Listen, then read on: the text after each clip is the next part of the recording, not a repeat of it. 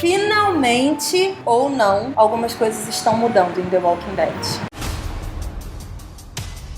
Fala, meu povo! Mais uma análise de episódio da 7ª temporada de The Walking Dead e dessa vez vai te surpreender. O nome do 12º episódio da 7ª temporada de The Walking Dead é Say Yes, Diga Sim. E o título é basicamente o que Rick e Michonne passaram durante o episódio. Então vamos começar logo essa crítica. O ritmo do episódio. Eu achei o ritmo lento. Confesso que fiquei no celular 90% do episódio e mesmo assim sei dizer exatamente tudo o que aconteceu com diálogos e cenas de ação. Eu achei o ritmo desse equilibrado, porque a gente teve um pouco de tudo, foi focado em personagens específicos que a gente gosta. Achei legal, achei o cenário do parque muito divertido, diferente, é muito igual fase de videogame mesmo ou a própria HQ. Tudo bem que Rick e Michonne se demonstraram um pouquinho noob na estratégia deles, mas eu acho que é porque eles estão encarando aquilo ali muito como uma aventura pessoal do que como uma coisa séria de fato. Teve ação, teve coisas maneiras acontecendo. Teve frio na barriga. Foi muito bom ver novamente a humanização do Rick e a humanização da Michonne, que eram máquinas de matar até então. Aquele negócio do Rick desviar tudo por causa do cervo me incomodou muito. Isso é o que me incomoda no Rick desde sempre. É essa prioridade que ele dá à vida dele pessoal quando comparado ao apocalipse zumbi e a tudo que tá acontecendo na comunidade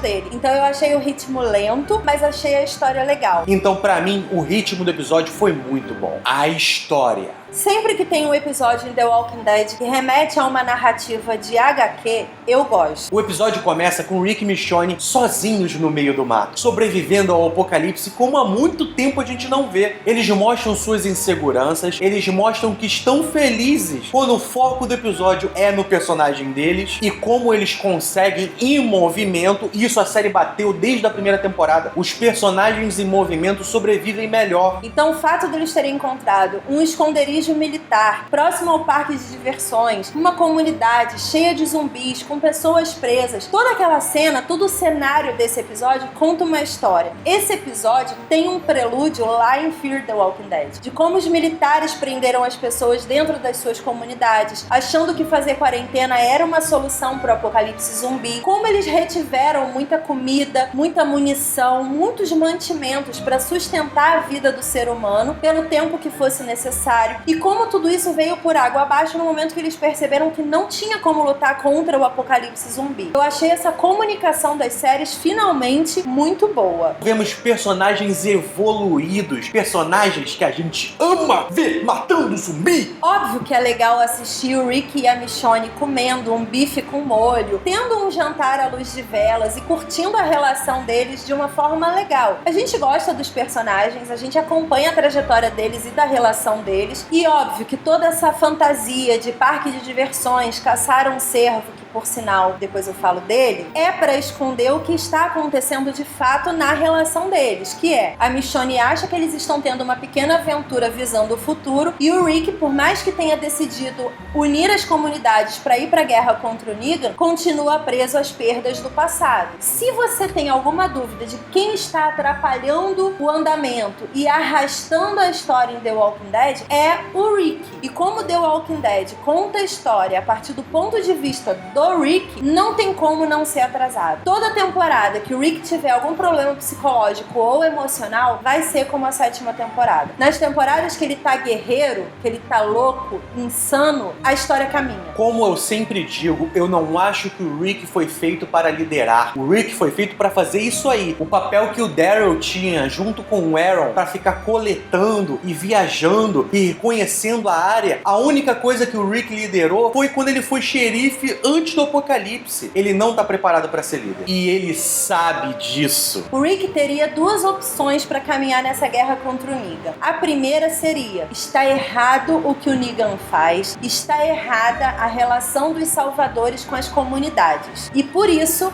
precisa ter fim e precisa melhorar a relação de todo mundo que mora ali naquela região. Seria um motivo honrado para ter a guerra. O outro motivo, que infelizmente é o motivo do Rick para estar nessa guerra, é vingança. vingança. Ele foi ao lixão e entregou para Jades o que ele tinha combinado: armas e mantimentos. E o que ela fez? Foi ambiciosa e falou que não era o suficiente. Já que ele está trabalhando gratuitamente para ela, óbvio que ela, como detentora da ajuda que ele precisa, falou: meu preço subiu, traz mais que eu te ajudo. E as pessoas do grupo dele que estavam com ele, como a Rosita, enlouqueceram mais ainda, falando: Rick, não dá, vamos pegar nossas coisas embora, a gente não precisa deles. E o Rick falou: precisamos sim. Por quê? O Rick está trabalhando com quantidade. Existe uma teoria que esse grupo da Jades vai trair o Rick no início da guerra e vai se voltar pro lado do Negan. Se essa traição realmente acontecer, vai ser incrível. Se o pessoal de Oceanside ajudar o Rick no futuro, ele vai ter armas melhores do que ele encontrou, porque não são armas velhas, e existe uma grande possibilidade, se a Jade se juntar ao Negan, o estilo de liderança do Negan influenciar negativamente a ajuda dela também. Então ela pode se voltar contra o Rick e contra o Negan. E isso ser um tiro no pé do Negan, porque ele vai estar com o Eugene, Dwight e a Jade querendo se voltar contra ele. Caraca, uma possibilidade de vencer essa guerra de dentro, porque o Rick sozinho não consegue realmente. O que você menos curtiu? Óbvio que foi o Cervo. Preciso falar mais alguma coisa? O Tigre já estava me incomodando desde o retorno da 7ª temporada. Tava mal feito o CGI, a cena tava galhofa, parecia filme cult e não tava me agradando. Agora, esse Cervo, pelo amor de Deus, gente. A gente vê Cervo em The Walking Dead desde o início da série. Todos no meio da floresta estavam maravilhosamente bem. Aquele ali, parece que no pós-produção do episódio, alguém falou: gente, alguém esqueceu de botar o Cervo, coloca rápido que o episódio tem que sair. Essa foi a sensação, de que ele não foi feito com apreço. Na real, toda a narrativa do Cervo me incomodou. Aquele negócio dele desviar a atenção do que estava acontecendo de verdade na história pra caçar o Cervo para a Michonne me incomodou muito. Mostra mais uma vez a falta de foco do Rick, e essa falta de foco dele me atrapalha um pouquinho na história. Muitas pessoas reclamaram realmente do Cervo, que parece que colocaram um gif de um cervo ali, completamente destoando de tudo do episódio. Eu vou além. Todo o efeito especial, e isso inclui a representatividade dos zumbis no episódio, está ruim. Eu acredito que eles querem passar pra gente que os zumbis estão apodrecendo num nível que eles não são mais tão perigosos assim. Poxa, mas chegar num nível em que o Rick e a Michonne ficam correndo em cima do carro e os zumbis ficam assim, ó,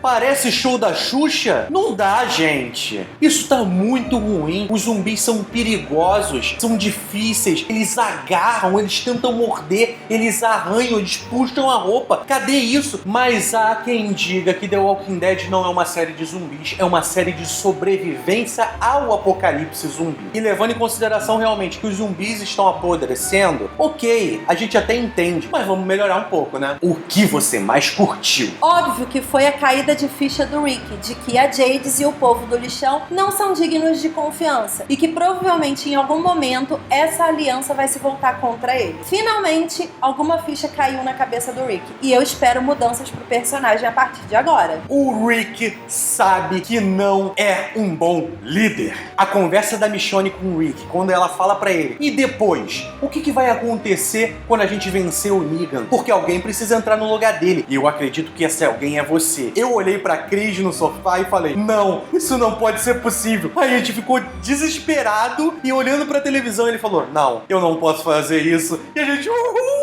O Rick saber que ele não é um bom líder lava a alma, sabe? Nossa, eu respirei tão leve depois disso. Eu dou 3 coxinhas pra esse episódio. Eu curti a história, eu curti alguns acontecimentos, mas eu acho que tudo que eu curti foram coisas muito soltas. O ritmo não deu laço nessas coisas durante todo o episódio. Fiquei no celular na maior parte do tempo e sei exatamente tudo que aconteceu na história. Eu acho que quando isso acontece, é um pouco de pecado desperdiçar tanta narrativa boa com um ritmo lento demais e às vezes arrastado, uns diálogos desnecessários, com umas transições longas demais. Por conta disso eu dou 3 coxinhas. E isso, meus senhores, é um milagre. Levando em consideração o que o ritmo não foi tão ruim pra mim, a história não foi tão ruim pra mim, tem lá suas coisinhas a reclamar e tal, mas não foi tão ruim assim. O que eu não gosto, eu já tô reclamando há muito tempo, e o que eu gosto me surpreendeu, eu dou 4 coxinhas pra esse episódio. Sim, eu espero que seja melhor, mas eu fiquei feliz. Eu não fiquei no celular o episódio inteiro. Ei! Ah!